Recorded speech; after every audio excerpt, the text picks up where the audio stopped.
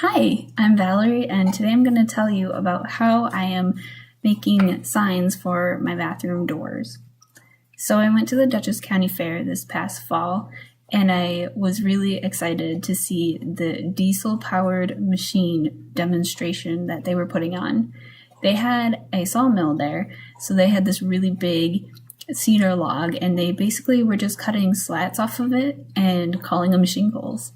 They took a really big stamp that said Dutchess County Fair and stamped the shingles with it, and then we're selling them for $1. So of course I had to buy one, and this is the one I bought.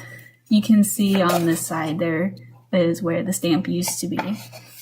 So I brought this with the bark and everything to my dad and said, "Hey Dad, can you help me with this project I want to do?"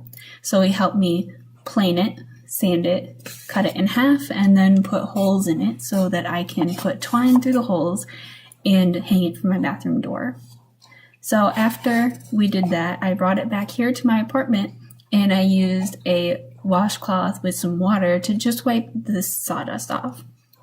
The sawdust will cause problems when I go to try and stain it because it gets in the way and then it causes weird spotting, and you don't want that. So after I did that, I decided to do a process called water popping to try and help everything be even. So I took my washcloth, got it a bit more wet, and then just thoroughly wet the entire back and front and sides of these pieces of wood. The whole point with water popping is that when the water soaks into the wood, it causes the pores to pop open because it causes the wood to swell. And then as the wood dries, those pores stay open, so then when you go to put stain on the wood, it ends up soaking in nice and even. Now you really have to make sure that the wood is completely dry after this water popping, because if you don't and there's like a little section that's still really wet, you're going to see it in the stain. It's going to stain funny, and that's just not what we want. To start off, we'll talk about the different paints that I used. I used a green outdoor stain. It was a fern green from the brand Art Minds. And also from Art Minds, I used an outdoor semi-gloss true white paint. And I really liked that paint. It went on in one layer and my daisy petals looked beautiful. From Winsor & Newton, I used an acrylic paint that was vermilion hue, and from Artist's Loft, I used a lemon yellow acrylic, and I have to say, for the acrylic paints, that was not the best to use for this project because I ended up having to put on like 5 layers in order to get an opacity where I didn't see the green through it very well. I started off by staining all sides and edges of my wood green. Once that dried, I went back with a pencil and marked out a large circle where the center of my daisy will be. I went around the edge of that circle and put a layer of petals on with white paint.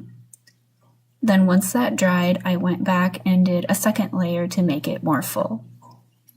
I added some words. Then once that all dried, I went back in with yellow paint to make the center of the daisy.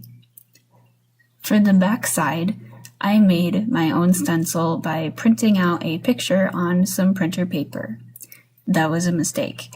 It turns out that once you put your paint in and it dries, the paint does not want to give up the edges of the paper, and you will have to go back in and scrape it off with a knife. Well, I recommend that you use something more sturdy like cardstock so that hopefully won't happen to you. Once my design was painted on, I added some appropriate words. And then as you can see, one side will say fresh as a daisy and the back side will say warning, toxic fumes. Then I added some yellow ribbon so that you can see what it looks like on the door. I didn't have any hooks to put on the door, so I just hung it on the door handle to give you that effect. So I thought this was a pretty fun project. I don't get to work with wood every day, and I hope this inspires you to work on your own wood project, whether it be a sign or something similar. And you could put it on your bathroom, your kid's door, the crafting room. Please come in, please do not disturb, that sort of thing. So happy crafting and have a nice rest of your day.